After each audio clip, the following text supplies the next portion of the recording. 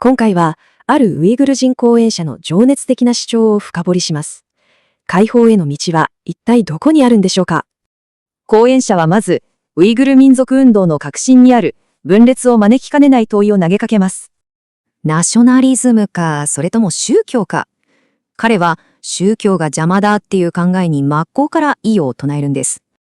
過去の失敗を本当に理解するには、歴史に潜むある破壊的なパターンを見る必要がある、と彼は言います。彼の分析の中心にあるのが、20世紀に起きた2つの大きな独立運動です。最初の運動は、指導者への宗教的な非難のせいで、内部から崩壊したんだ、と彼は断言します。そして、2度目の運動も、宗教的なレッテル貼りが原因で内部分裂し、失敗したと主張するんですね。じゃあ、これらの歴史的な悲劇の裏にある共通点って、一体何なんでしょうか。問題の根源は、ブズク・アキーダ。つまり、聖典より伝統を優先する、腐敗した信仰のことだというんです。この腐敗した信仰が内輪もめを生んで、本当の敵を見えなくさせてしまう、と彼は論じています。これは、伝統に固執して預言者を拒んだ、歴史上の人々の姿と重なる、と彼は見ています。さて、問題の原因を突き止めた上で、彼が示す解決策、これが唯一の道だと言います。彼が示す団結への道は、とても明確な3つのステップからなっています。聖典に立ち返ることで得られる最も重要なもの。それは、焦点が明確になることだ、と彼は言います。クルアーンが示す敵はただ一つ、中国だけ。だから内部対立がなくなるんだ、と彼は力説します。こうして一点に集中すれば、内輪もめをやめて、本来の戦いに全力を注げるわけです。彼にとって、この道は、政治的な闘争をもっと深い、神聖な義務へと変えるものなんです。そしてそれは、他の何よりも優先される、たった一つの最も重要な義務になる、と。そして彼の結論はこうです。祖国の解放こそが最高の崇拝行為なのだ、と。彼の主張は、最後の私たちに、こんな問いを投げかけます。一体、人々を真に団結させるマナとは何なのか、と。ウイグル人の民族運動において、信仰って一体どんな役割を果たすべきなんでしょうか。今回はですね、このテーマについて、もしかしたら皆さんの直感をちょっと裏切るかもしれない、そんな力強い主張を一緒に見ていきたいと思います。宗教的な話って、自由を求める戦いの中では、ぶっちゃけ邪魔なんでしょうか。これ多くの活動家が直面するまさに革新の問いなんですよね。民族解放っていう大きな目標があるのに、信仰の話で揉めてるのは時間の無駄なのか、それとも、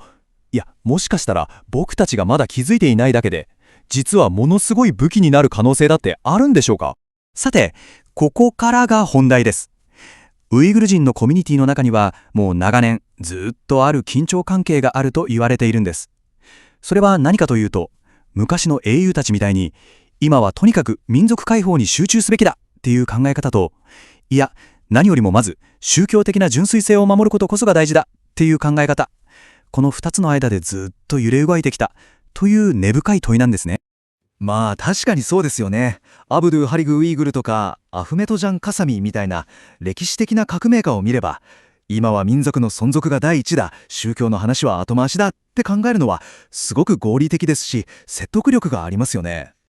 ところがです。今回の分析の元になった話では、ここで全く新しい視点を投げかけるんです。問題は信仰そのものじゃないんだと。問題なのは人々が信じてるその信仰の質なんだっていうんですよ。これ一体どういうことなんでしょうか。ここで彼の議論の鍵になるすごく大事な言葉が出てきます。それがブズク・エティカド。日本語に訳すとズバリ腐敗した信仰ですね。彼によればこれは聖典っていう本来の源から離れてしまって、地域の伝統とか時には迷信みたいなものとごちゃ混ぜになっちゃった、いわば中身が空っぽになった信仰の状態を指す言葉なんだそうです。このスライドを見ると彼の主張がすごくクリアになりますよね。左側の腐敗した信仰、これは仲間内で争いを起こして歴史的な失敗を繰り返す原因になってしまう。一方で右側のクルアンに基づく信仰、これは人々を一つにして解放への力になる。つまり彼が言いたいのは、信仰を捨てろってことじゃなくて、そのピュアな原点に立ち返ることこそが何より重要なんだっていうことなんですね。じゃあ、この主張ってただの理屈なんでしょうか？いや、そんなことはありません。彼は具体的な歴史の悲劇を動かぬ証拠として挙げるんです。まずは、ある尊敬された革命家を襲ったあまりにも痛ましい運命から見ていきましょ民族覚醒の英雄、アブドゥ・ハリク・ウイグル。彼はまさに希望の星でした。でも、革命の熱がどんどん高まっていく中で、彼は突然民衆の支持を失ってしまうんです。なぜか。その原因はね、外部の敵じゃなかったんですよ。攻撃は彼が命を懸けて守ろうとした民衆のまさにその内側からやってきたんです。ここで一番恐ろしいのは、英雄を殺した武器が銃でも剣でもなかったってことなんです。カーフィル、つまり不信心者。たったこの一言のレッテルが彼を死に追いやった。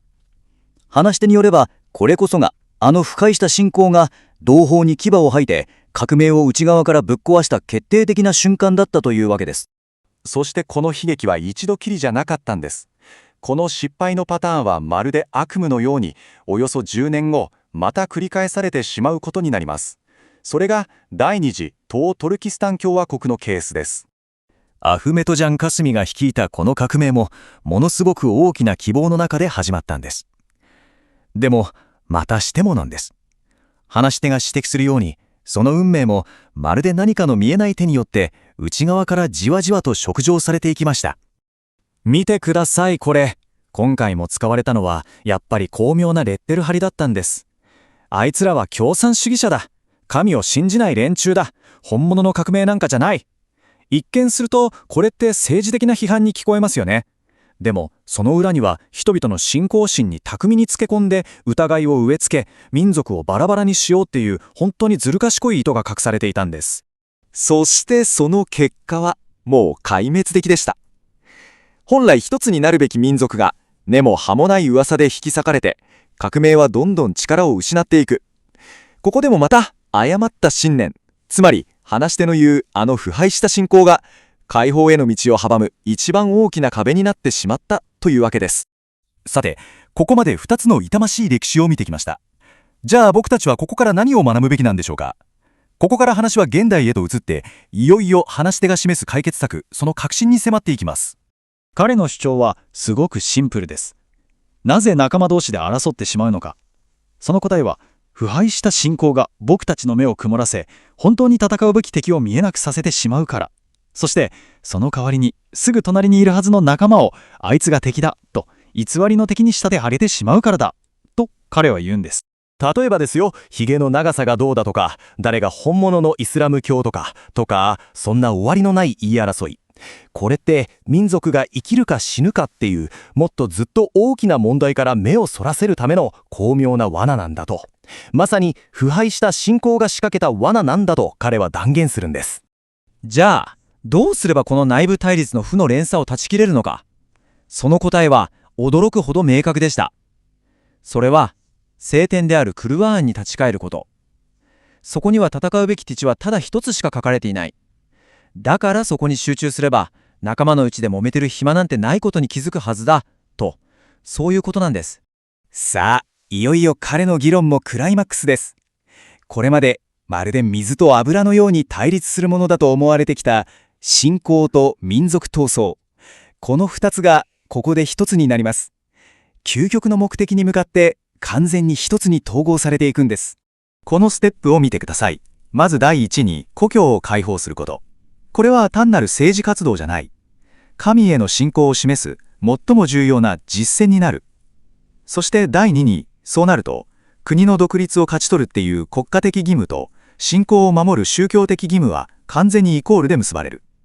そした最後には、この二つは全く同じ一つの目標になる。これが彼がたどり着いた結論なんです。そして、これがこの分析の最終的な、そして最も力強いメッセージです。故郷のための戦いは最高形態の崇拝である。どうですか、この言葉。戦いは崇拝である。これはもう闘争の意味そのものを根底から変えてしまう、とんでもなくパワフルな言葉ですよね。宗教と国家、この2つの義務の間にあった分厚い壁が、この一言で完全に取り払われるんです。さて、この分析の締めくくりに、最後にこの問いを皆さんと一緒に考えてみたいと思います。もし、人々を一つにする力が原点に立ち返った純粋な信仰にないんだとしたら、じゃあ一体何がその代わりになれるんでしょうか。これってもうウイグル人の人たちだけの問題じゃないですよね。あらゆる場所で自由を求めて戦う僕たち一人一人に投げかけられたすごく普遍的な問いなのかもしれません。さて今日あなたと深く掘り下げていくのは非常に革新的で、そして、少し痛みを伴う問いかもしれません。共有いただいた YouTube 動画拝見しました。テーマはウイグルの人々が自由を求める戦いの中で彼らのアイデンティティの根幹であるイスラム信仰、これが果たして解放への力になるのか、それとも皮肉にも内側からその戦いを蝕む足かせになってしまうのか。この問いをめぐるある発言者の非常に力強い主張ですね。そうなんです。この動画の面白いところはですね、多くの人が考えがちな、独立のためには一旦宗教は脇に置いて、接続的なナショナリズムで団結すべきだっていうそういう意見に真っ向からノーを突きつけている点なんです。なるほど。発言者自身、そう主張する人物の意見を引用して、それに対する反論っていう形で議論を始めてるんですね。はいはい。だからこそ、なんていうか、単なる精神論にとどまらない、歴史に根ざした説得力があるなと感じました。なるほど。宗教か接続かっていうその二者択一そのものがもう間違っているんだと。では今回の探求のミッションはその反論のロジックを解き明かすことですね。なぜ発言者は宗教を脇に置くどころかクルアンへの正しい理解と回帰こそが解放への唯一の道だとまで断言するのか。その根拠になっている過去の痛ましい失敗の歴史を一緒に辿っていきましょうか。はい、ぜひ。では早速発言者の議論の核心から見ていきましょう。彼は過去のウイグルの独立運動が何度も失敗してきた根本的な原因はイスラム教そのものではなくて歪められた信仰にあると指摘しています。この歪められた信仰、原文ではボズク・アキダという言葉がキーワードですね。これは具体的にどういうことなんでしょうか。はい。発言者が問題にしているのは、クルアーンという聖典に基づいた信仰そのものではないんですね。彼がボズク・アキダと呼ぶのは、先祖代々受け継がれてきた伝統とか習慣、時には迷信みたいなものまでが、いつの間にかこれがイスラム教だって思い込まれてしまった状態のことなんです。なるほど。つまり信仰が形骸化して本来の教えの精神が失われてっちゃってる状態を指してると。まさにその通りです。面白いですね。つまり人々がこれが私たちの宗教だって固く信じてるものが実はクルアーンっていう原点から見るとかなりかけ離れたものになってる可能性があると。自分たちのアイデンティティだと思ってたものが実は自分たちを縛る鎖だったみたいな。発言者は非常に刺激的な比喩を使ってまして、彼はそうした伝統に盲目的に従う人々をかつて預言者ムハンマドがクルアーンを伝えた際に、いや我々は父祖たちがやっていたことに従うと言って真理を拒絶したメッカの多神教徒と同じだと断じけるんです。それは強烈な指摘ですね。そして自分たちが信じていることは本当にアルラーの啓示に基づいているのか、それとも単なる先祖伝来の習わしなのかを一人一人が自問すべきだって強く訴えかけてるんですね。なるほど。で、この歪められた信仰こそがウイグルの近代史における2つの重要な革命を外からの攻撃じゃなくて内側から崩壊させたと主張するわけですね。その通りです。彼はこの思想的な混乱、つまり何が正しくて何が間違っているのか、誰が味方で誰が敵なのかっていうその判断基準の混乱を解決しない限り真の団結はありえないと考えてるんです。だからこそまずクルアンを正しく理解しようっていう呼びかけが全ての始まりにならなければならないと強調しているわけです。ここからが非常に具体的で、そして悲劇的な話になっていきますね。発言者はその内側からの崩壊の実例としてまず1930年代の革命家アブドル・ハリク・ウイグルを挙げています。彼は詩人でもあったそうですが、一体どんな人物で彼の身に何が起きたんでしょうか。アブドゥル・ハリク・ウイグルは、近代的な教育を受けて詩を通して民族の魂を揺さぶり覚醒を促した人物です。詩でですか。彼の詩の核心は故郷がなければ民族がなければ我々の信仰も文化も全て失われる。だから侵略者に対して団結して立ち上がろうっていう非常に情熱的な愛国心でした。まさに解放運動の象徴となりうる人物だったわけです。近代的な思想で民族の覚醒を促した素晴らしいリーダーに聞こえますけど、なぜ彼の運動はうまくいかなかったんでしょうか。やっぱり外からの圧力だけが原因ではなかったと？発言者が指摘するのはまさに内部からの抵抗なんです。当時の伝統的な宗教指導者たちが彼に対して強烈なネガティブキャンペーンを張ったんですね。ネガティブキャンペーン。はい。アブドゥル・ハリクは西洋かぶれの近代思想に毒されているとか、彼は説教者、カーフィルだ、我々のディーン、宗教から外れた人間だっていう、そういうプロパガンダを広めたんです。うわぁ。民族の解放っていう大きな目標を掲げている人物に対して、同じ民族の宗教的権威が、あいつは信仰を捨てた危険人物かっていうレテルを貼ってしまったわけですか。民衆はそれは動揺したでしょうね。まさに。その結果、民衆は彼を支持することに躊躇して、次第に孤立させてしまった。そして彼はわずか32歳という若さで、当時の新教を支配していた軍閥、清々祭、ション・シー祭に捕らえられて処刑されてしまったんです。32歳。発言者はここで聴衆に鋭く問いかけます。もし民衆が一人残らず彼を支持し、彼のために立ち上がっていたら、清々祭は32歳の若者をそう簡単に処刑できただろうか。胸が詰まる話ですね。解放を目指す英雄が外部の敵によって倒されたというよりは、内部の不安によって見殺しにされてしまった。団結を呼びかけた本人が団結の欠如によって命を落とすっていうのはあまりにも皮肉です。発言者はこれこそが歪められた信仰がもたらした悲劇の典型だと断じます。もし人々がクルアンに基づいた正しい信仰を持っていたら、故郷を守るために戦うというアブドル・ハリクの行動こそが最も敬虔な信仰の表れだって理解できたはずだと。はい。でも人々は伝統とか習慣っていうその狭いレンズでしか彼を見ることができず、誰が本当の味方で誰が解放のために命を懸けているのかを見誤ってしまった。この内部分裂が彼の死を招いた直接的な原因だと見ているんです。一人の英雄が内部分裂で倒れたわけですが、発言者によればこの悲劇は一度きりではなかったということなんですね。話は1940年代の革命へと続きます。アフメト・ジャン・カスミが指導した第二次東トルキスタン共和国。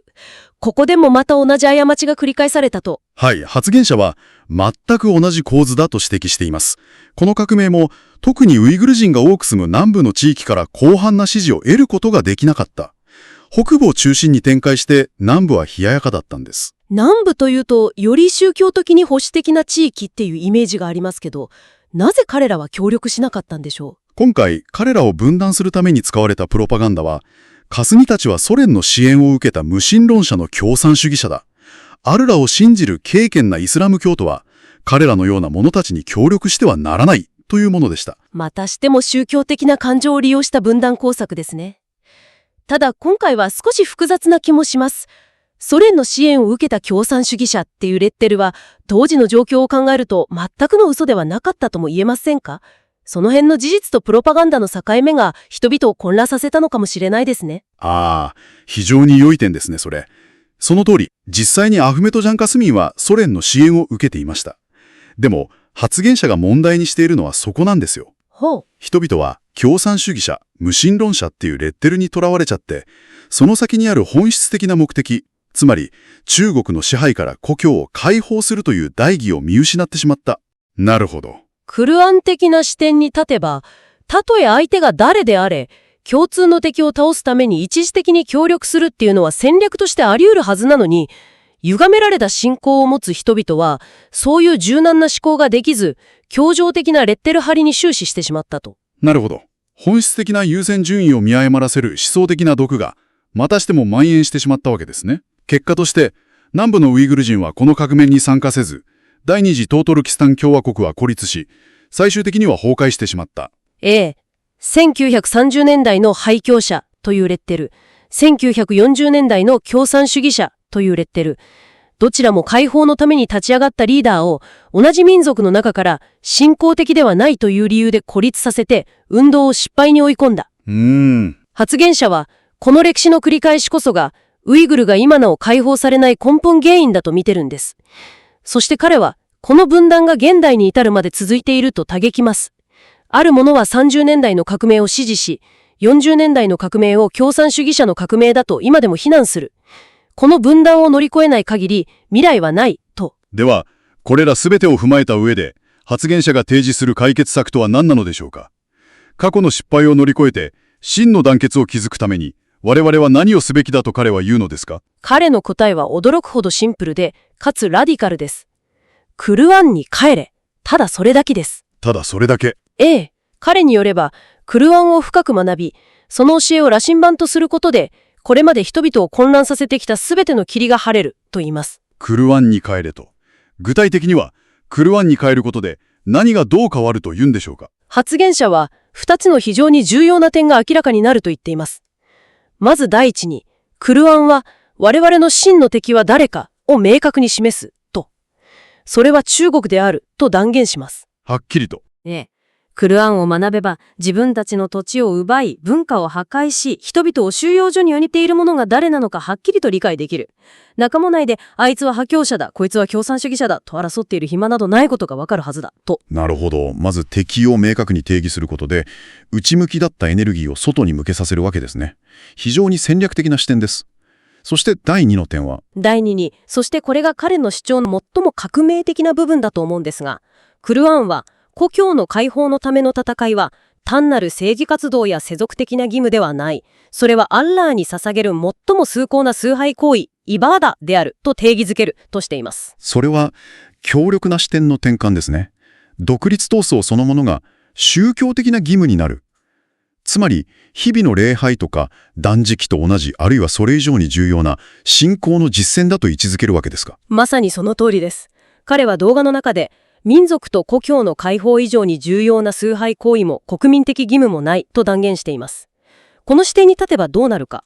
解放のために戦ったアブドゥル・ハリク・ウイグルやアフメト・ジャン・カスミーを破教者、無神論者と非難すること自体が信仰的に間違っていることになる。ああ、そっか。むしろ彼らこそ最も重要な宗教的義務を果たした英雄だとみなされるべきだということになるんです。信仰の価値判断の基準そのものを根底からひっくり返すわけですね。これまで分断の原因とされてきた何が宗教的に正しいかっていう問いの答えをクルアンから直接導き出すことで団結の根拠に変えてしまうと。ええ。そしてここで彼はあなた、つまり聴衆一人一人に鋭い問いを投げかけます。あなたは本当にクルアンに従っているのか、それとも知らず知らずのうちに敵や優先順位を見誤らせる始祖伝来の伝統や習慣に従ってしまってはいないかと。厳しい問いですね。彼は民族がジェノサイドの危機に瀕しているというのに、髭の長さはどれくらいが正しいかとか、ズボンの丈はくるぶしの上か下かといった、細末な問題で仲間同士いがみ合っている人々を厳しく批判します。それこそが本質を見失った歪められた信仰の典型的な症状なのだ、と。なるほど。民族存亡の危機という最大の現実を前にして、重要でない事柄で内らもめをしている場合ではないと。真の敵が誰で、今なすべき最も重要な義務が何なのか。その答えはすべてクルアンの中にある。だからそこに立ち返ることだけが、過去の過ちを繰り返さず、民族を一つにまとめる唯一の方法なのだと。彼は結論付けているわけですね。はい、そういうことです。さて、私たちは今日、宗教はウイグルの大義にとって足かせかという問いから出発しました。動画の発言者の答えは明確なノーでしたね。ただし、そこには極めて重要な条件がつく。先祖代々の伝統や単なる習慣、迷信に基づく歪められた信仰は間違いなく足かせになる。二つの悲劇的な革命の失敗がそれを証明している。と。しかし、クルアンという原点に直接基づく信仰こそが、人々を分断から救い出し、解放へと導く唯一の道なのだと、彼は主張したわけですね。そうですね。彼の最後の訴えは、結局のところ、一人一人への自己賞殺の呼びかけに帰結します。過去の英雄的な戦いを失敗に終わらせてきたのと同じ分断の論理に、自分自身が無意識に加担していないか。自分の信じていること、実践していることは、本当にクルアンに基づいているのか。それとも単なる思い込みや伝統の奴隷になっているだけではないのか。それを自らの心に問い、見つめ直してほしいと。それができなければ悲劇は何度でも繰り返されるという非常に強い警鐘を鳴らして彼の話は終わります。この発言者の主張は、クルワーンという一つのテキストが、現代の民族運動に対して、誰が敵で何を最優先すべきかという政治的戦略的な明確さを与え得るという非常に力強い信念に基づいていますね。ここからあなたに一つ考えていただきたい問いが浮かび上がってきます。いかなる大義のための戦いにおいても、人々を団結させる核となる信念と、新たな分断を生み出す独善的なイデオロギーとの境界線は一体どこにあるのでしょうか。そして、一つの共同体がその違いを致命的な過ちを起こす前に、どのようにして見極めていけばよいのでしょうか。今回は、ウイグルの解放運動において、クルアーンへの回帰が不可欠であると説く、非常に力強い主張について見ていきたいと思います。読ませていただきました。すごく情熱的で、確信をつくメッセージですよね。ただ、その力強さがあるからこそ、意図せず一部の人を遠ざけてしまうかもしれないなと感じる点がいくつかありました。まさにそこなんですよ。まず、この主張の語り口が対立構造を少し強調しすぎているかもしれません。なるほど。対立構造ですか。特に過去の独立運動が失敗した原因をですね、先人たちの堕落した信仰とか迷信に結びつけている部分です。はい、ありましたね。アブドハリック・ウイグルやアフメトジャン・カシムといった英雄たちがなぜ民衆の支持を得られなかったのか、その原因を信仰の問題に持っている。そうなんです。これ、分析としては非常にシャープなんですけど、聞き手によってはちょっと告発されているように聞こえてしまうんじゃないかなと。そうなんですよね。シャープであるがゆえの危うさというか、自分の親や祖父母から受け継いできた、伝統的な価値観とか、そういうものにアイデンティティの一部を見出している人にとっては、自分のルーツそのものを否定されたように感じてしまう。そうなるとどうしても人は身構えちゃいますよね。なっちゃいますね。本来の目的は民族の団結のはずなのに、これではコミュニティの中にクルアーンを正しく理解している我々と、そうでない昔ながらの人々みたいな新しい分断線を引きかめない。その通りです。そこで一つ提案なんですけど、この対立の構図から橋渡しの構図に少し語りの軸足を移せないかなと。橋渡しですか？敵対するんじゃなくて、同じ目標を持つ仲間としてどうすれば一緒に歩めるかという視点ですね。なるほど。ただ、そのアプローチって元の主張が持ってる革命的な鋭さみたいなものを少し鈍らせてしまう心配はありませんか？いい点ですね。そこがまさに工夫のしどころで。鋭さを失わせるんじゃなくて、その矛先をちょっと調整するんです。矛先を調整。はい。例えば、批判の対象を堕落した信仰を持っていた先人たちという個人から、もっと大きな構造、つまり我々の信仰を巧みに利用して内側から分断させてきた外部の勢力とか、その思想的な影響みたいなものにシフトさせるんです。なるほど。つまり、我々の祖先は間違っていたじゃなくて、我々の祖先は過酷な状況と外部からの情報操作によって信仰の本質を見失わされてしまったのかもしれないっていう語り口に変える？そうです。それだけで、これは告発じゃなくて共感的な理解の提示になりますよね。聞き手の心理的な壁もぐっと低くなるはずです。確かに。さらに、断絶じゃなくて連続性を訴えることもできると思うんです。例えば、クルアーンの具体的な章句を引用して、団結の重要性を説いた上で、この教えこそが我々の伝統が本来目指していた精神そのものではないでしょうか、と問いかける。それはいいですね。過去の否定じゃなくて、本来の姿への回帰を促すメッセージになる。そうすれば、伝統を大切にする人たちも、自分たちの価値観が攻撃されていると感じるんじゃなくて、自分たちの信じてるもののもっと純粋な核心部分に立ち返ろうっていう呼びかけとして受け取れるかもしれないじゃないですか。分断ではなく、共通の目標へと意識を向かせるための橋渡し。なるほど、よくわかります。ただ、その橋を渡ってもらうためには、そもそもなぜクルアーンなのかっていうその論理自体がもっと強固じゃないと説得が難しいかもしれません。まさにそこが2つ目のポイントですね。今回の主張って、堕落した信仰が失敗を招いた。だからクルワーンが解決策だという流れはすごく明確なんですけど、その間の論理的なつながりが少し跳躍しているように感じました。ええ。なぜ、どのようにの部分がもう少し具体的になると主張の土台が盤石になるということですよね。そうなんです。例えば、アブドゥ・ハリック・オイグルが民衆から不信者と呼ばれたという歴史的事実が挙げられてますよね。はい。でも、なぜ彼が不信者とみなされたのか、その背景にあった具体的な神学的思想的な誤解って何だったのか、そこへの踏み込みがもう一歩あると、ぐっと説得力が増すかなと。まさにその点です。単に堕落した信仰っていうんじゃなくて、その正体を名指しで指摘する必要があると思うんです。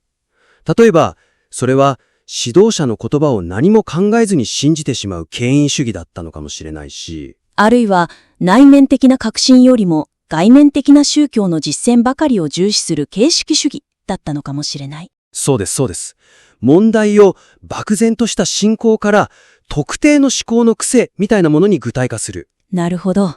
そうすると、それに対する解決策もぐっとシャープになりますね。ええ。もし問題が権威主義だったなら、クルワンが個人の理性的思考、つまりタファックルをいかに奨励しているかを具体的に示せる。圧政したを許すなとか、団結せよっていう章句を引用して、これこそが盲目的な権威主義への解読罪なんですと明確に提示できるわけです。問題と解決策が具体的なレベルで1対1で対応するんですね。そうなると聞き手は、ああ、なるほど、だからクルワンなのか、と腑に落ちる。ええ。そして最終的に、クルワンに立ち返るっていう言葉の定義そのものをここで再設定するんです。定義を再設定する。はい。クルワンに立ち返るとは、単に本を読むことじゃない。それは、誰かの言葉を鵜呑みにするのをやめて、自らの理性で神の言葉と向き合い、今我々が直面している本当の敵は誰なのかを自分の頭で見極めるという思考の革命なのですと。おー、スローガンが具体的な行動指針に変わる瞬間ですね。そう思います。単なる情熱的な訴えから反論の余地のない堅固な論理へと昇華されるはずです。なるほど。そしてその論理が明確になればなるほど、最後のステップがより重要になってきます。最後のステップですか？ええ。つまり、その歴史の教訓がただの過去の話じゃないんだということを示すステップです。今ここにある我々の問題なんだと。ああ、なるほど。この歴史分析が昔は大変だったなっていう教養で終わるか、いや、これはまさに今自分たちの身に起きていることだっていう警鐘として響くか、その分かれ道ですね。まさに、今回の主張ら、1933年や1944年の歴史的な出来事にかなり支幅を割いてますよね。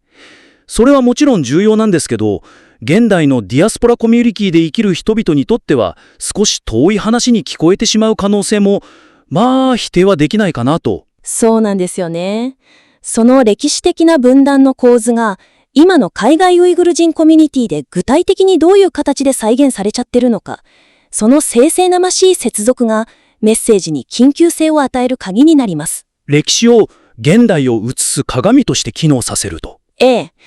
例えばですけど、ソーシャルメディア上の論争なんかはすごくわかりやすい鏡かもしれないですよね。ああ、SNS。はい。ちょっとした宗教的な解釈の違いとか、政治的なスタンスの違いで、お互いを裏切り者だとか、不信者だとかむさぐり合う。あの光景って、まさにアブドハリク・ウイグルたちが直面した分断の現代版と言えるかもしれないじゃないですか。まさに、格好の具体例ですね。多くの人が日常的に見てるであろうあの光景を指し示して、この内輪もめこそが敵を一番喜ばせている。我々が SNS で互いを攻撃している間に、敵は我々の文化を粉細ぎにしようとしている。クルアンが教えているのは、こんな分裂じゃなくて、共通の敵に対する結束のはずだ、と。それは、強烈に響きますね。他にも、現代の具体的な政治的な言説に接続することもできそうですよね。と言いますと？例えば、今日我々の一部が、西側諸国も信用できない、彼らも敵だと主張して、真の敵である中国から注意をそらそうとしている。この構図は、かつてアフメトジャン・カシムを共産主義者と非難して、ソ連という一時的な協力者との連携を組んだ過ちと本質的に同じではないだろうかと問いかける。うわぁ、なるほど。歴史が現代の複雑な政治状況を読み解くための思考の道具になるわけですね。ええ、過去の失敗のパターンが今も形を変えて繰り返されているんだと示す。そうやって歴史と現代を往復することで、聞き手は、これは他人事じゃない、自分たちの物語なんだと実感するはずです。そしてその実感こそが行動への強い動機になると。だからこそ締めくくりには明確な行動指針が必要なんです。歴史を繰り返さないために、今我々が取り組むべきは、互いの些細な違いをあげつらうことじゃない。クルアンを共通の羅針盤として、誰が真の敵で、我々の最優先課題が何なのかをコミュニティ全体で再確認することですと。歴史分析から導き出された未来に向けた具体的な第一歩を提示するわけですね。歴史、教義、そして現代。この3つの要素が有機的に絡み合うことで、このメッセージは飛躍的に力強さを増すと。ええ、そう確信しています。もともとが素晴らしい情熱と洞察に満ちた主張ですから、少し構造を調整して論理を補強するだけで、さらに多くの人の心を動かすものになるでしょう。それでは、今回の内容をまとめます。大きく3つの改善点を提案しました。まず第一に、対立の構図から橋渡しのアプローチへ転換すること。ええ、先人を一方的に断罪するんじゃなくて、彼らが置かれた状況への共感を示し、批判の矛先を外部の構造に向ける。これでより多くの聞き手を味方につけることができるはずです。そして第二に、原因と解決策を結ぶ論理を具体的な教義や思想のレベルで強化すること。はい。堕落した信仰という抽象的な言葉の代わりに、権威主義とか形式主義といった特定の思考様式を指摘する。そしてそれに対するクルアンの教えを具体的に対比させることで、主張の説得力が格段に高まります。そして第三に、最も重要な点として、歴史の教訓を現代コミュニティが直面するジアルな課題と明確に結びつけることですね。ええ。SNS での内紛とか、特定の政治的な言説といった聞き手にとって身近な問題に議論を適用する。そうすることで過去の物語を今行動すべき自分たちの物語へと昇華させることができます。要約すると、語り口を告発から共感と正体へ。論理をスローガンから具体的な問題解決へ。そして時間軸を過去から過去を鏡とした現在と未来へということですね。まさにその通りです。この3つの転換が、この力強いメッセージをコミュニティ全体を動かす大きなムーブメントへと変える鍵になるはずです。これらの視点を踏まえて練り直された主張をぜひまたお聞かせください。楽しみにしています。ザ・ディベートへようこそ。今回はですね、ウイグル人の民族解放闘争という、極めて深刻で、そして複雑なテーマについて掘り下げていきたいと思います。その闘争の歴史を振り返る中で、どうしても避けては通れない問いが浮かび上がってくるわけです。それは、イスラム教という信仰がこの闘争において、どのような役割を果たすべきかという問題ですね。ええ。特に聖典であるコーランの教えに立ち返って、信仰を順化させることが、その独立という大義にとって力になるのか、それともむしろ内部分裂を招く足かせになってしまうのか。この点については、本当にウイグル人の間でも長年深い議論が交わされてきましたよね。そうですね。そこで今回の中心的な問いをここで明確にしておきたいと思います。過去のサザンの失敗を踏まえた上で、現代のウイグル人にとって信仰の順化というのは解放への必須条件なのか、あるいは宗教というテーマとは少し距離を置いて、あくまで国家の独立という一点に集中すべきなのか。私は過去の失敗の根源は歪められた信仰にあって、コーランの真の教えに立ち返ることこそが民族を統一し勝利へ導く唯一の道だと考えています。私はその見方とは少し異なります。宗教的な正しさを問うという議論は歴史が証明しているようにあまりにも危険な分裂の種をはらんでいる。解放闘争のエネルギーというのはアブドハリク・ウイグルのような先人たちが目指した近代的で世俗的な国家建設というより包括的な目標にこそ注がれるべきだというのが私の立場です。なるほど。ではまず、私の基本的な考えからお話しさせていただきます。ウイグル人の解放闘争がこれまで何度も、挫折してきた。その根本的な原因はですね、イスラム教という信仰そのものにあるわけではないんです。問題は多くの人々が抱いてきたコーランの教えから乖離してしまった歪められた信仰にある。歪められた信仰ですか。それは具体的にはどういうことでしょう？つまりですね、コーランの普遍的な教えよりも、その地域ごとの伝統であるとか、先祖から受け継いできただけの慣習がどうしても優先されてしまう状態です。その結果、アブドゥハリク・ウイグルのような近代化を目指す指導者が現れても、人々は彼らを伝統を壊すもの、あるいは信仰から外れたものと誤解してしまって、正しく理解し、支援することができなかった。もし私たちがコーランという共通の原点に立ち返って物事を判断するならば、真の敵は誰なのか、誰と戦うべきなのか、これはもう明白なわけです。それは中国共産党政権であり、ウイグル人同士で些細なことで対立するのがいかに無意味か、すぐにわかるはずなんですね。なるほど。ですから、まず自分たちの内面、つまり、信仰と思想を正すということが、解放を達成するための不可欠な第一歩なんです。そうすることで、この解放闘争は、単なる政治活動ではなくて、信仰的にも民族的にも最も重要な義務、すなわちイバダ、神への崇拝行為そのものになる。この精神的な支柱があって初めて、長期にわたる困難な戦いに耐えられるのだと私は確信しています。お話の筋は理解できます。その解放闘争をイバダと捉えることで、人々の士気を高めるという側面も確かにあるでしょう。しかし私は全く違う角度からこの問題を見ています。歴史を振り返るとですね、宗教的なテーマを解放闘争の中心に据えようとする試みというのは、極めて分裂と、そして悲劇を生んできたように思うんです。とおっしゃいますと？我々の偉大な先駆者、例えば近代ウイグル文学の父であり、思想家でもあるアブドハリク・ウイグルや、東トルキスタン共和国の指導者であったアフメドジャン・カスミ、彼らが目指したのは宗教的な循環運動だったでしょうか？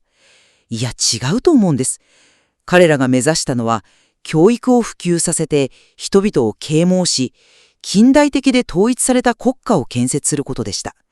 しかし、その崇高な試みは、いわば、いや、まさにあなたが言うところの歪められた信仰を持つ人々によって内部から妨害されたわけです。妨害されたという点、そこは私も同意見です。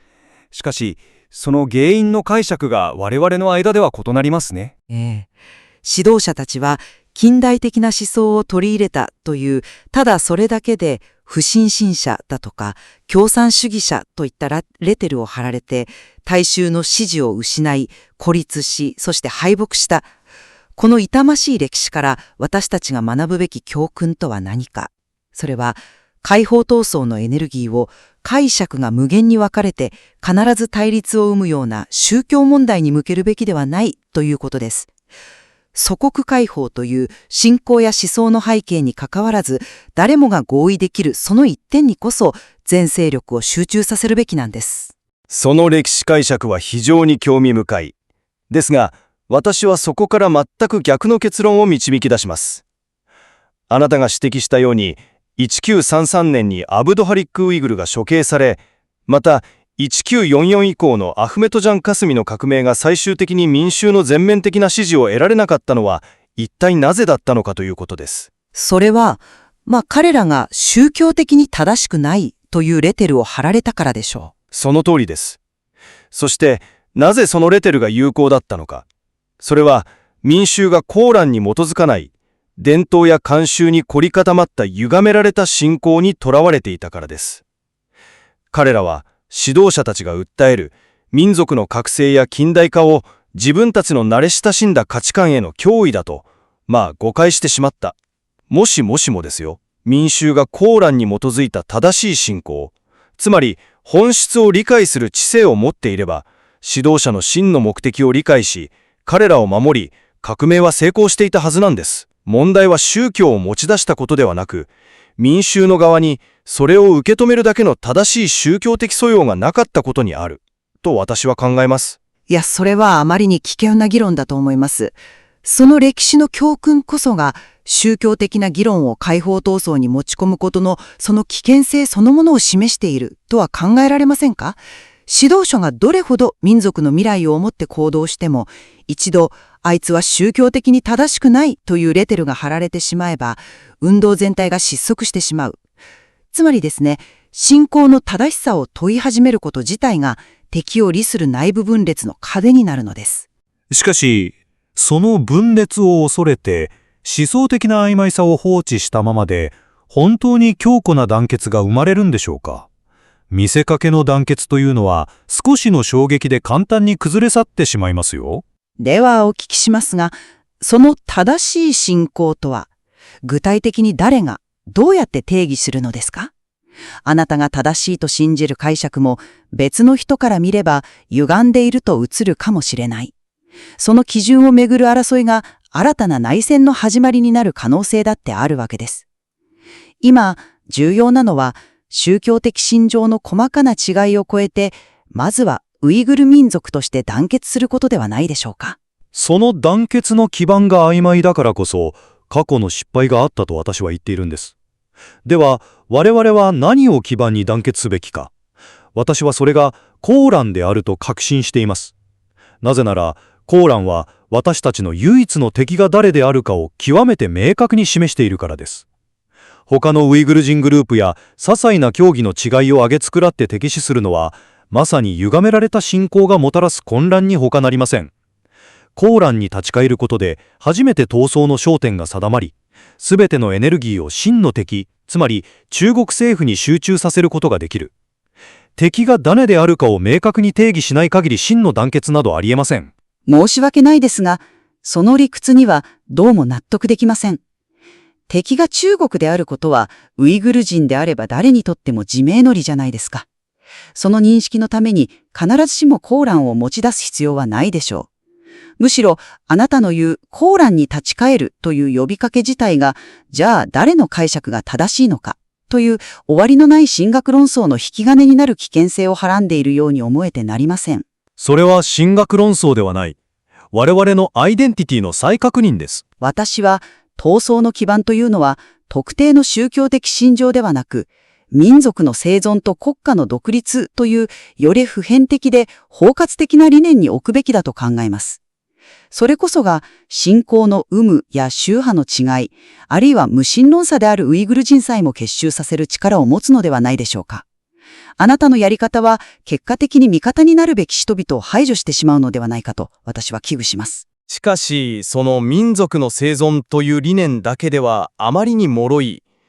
なぜなら私たちはまず自分たちの内面、つまり信仰と思想を正さなければ、いかなる外的闘争も成功しないからです。それって土台が腐っているのに、その上に立派な家を建てようとするようなものじゃないですか。まず足元を固めないと結局は全部崩れてしまう。過去の失敗の原因は自分たちの信仰をコーランに照らして吟味することなく、祖先のやり方を盲目的に受け継いできたことです。その結果、何が正しくて何が間違っているのか、誰が敵で誰が味方なのかを見誤ってきた。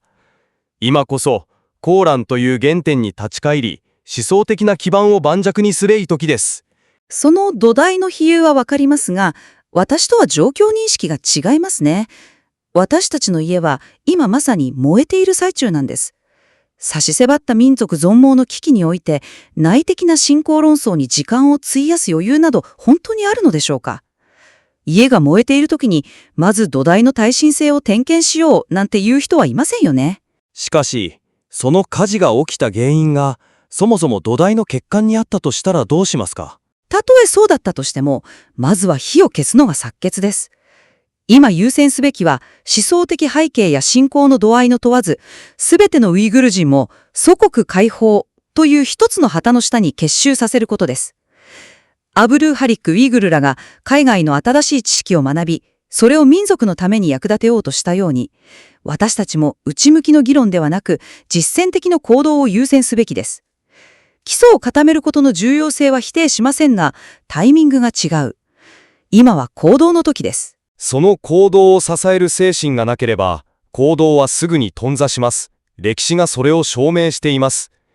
腐った土台の上に建てた家は、火を消し止めたとしても、結局は自重で崩壊する運命にある。外からの攻撃、つまり火事は我々の内なる弱さの表れに過ぎない。信仰の確信を強化すること、コーランに立ち返ることは単なる改修工事ではなく、家そのものを未来の火事から守るための最も根本的な防火対策なんです。これこそが唯一の長期的な解決策だと考えます。長期的な視点も大事ですが、その未来を迎える前に民族そのものが消滅してしまっては元も子もないでしょう。やはり私は現実的な戦略を優先すべきだと思います。多様な思想を持つ人々を一つにまとめるのは宗教的な純粋性ではなく、巧みで現実的な政治力です。では、最後に私の立場をまとめさせてください。歴史の教訓は、思想的、信仰的な基盤の脆さがいかに解放運動を内部から崩壊させるかを雄弁に物語っています。コーランへの回帰は単なる宗教的な自己満足ではありません。それは民族の精神を再武装させ、真の敵に対して団結するための最も確実で根本的な戦略なのです。この思想的な明確さなくして未来の成功はありえないと私は断言します。私の結論もまた歴史の教訓に基づいています。そしてその教訓とは、宗教的な純粋性を追求するあまり、民族解放という大局を見失うことの危険性です。我々の英雄たちが直面した悲劇は、まさにその商材に他なりません。今、この瞬間に求められているのは、終わりなき内向きの神学論争ではなく、民族の多様性を認め、国家独立という一点で固く団結する現実的な政治力です。それが先人たちの犠牲に葬る唯一の道だと信じています。結局のところ、信仰が民族解放の原動力となるのか、それとも足かせとなるのか、この問いに対する明確な答えはまだ見えてこないのかもしれませんね。しかし、ウイグル人の闘争において、宗教とナショナリズムが織りなすこの複雑な関係性は、避けては通れない、今後も探求され続けるべき重要なテーマであることだけは間違いないでしょう。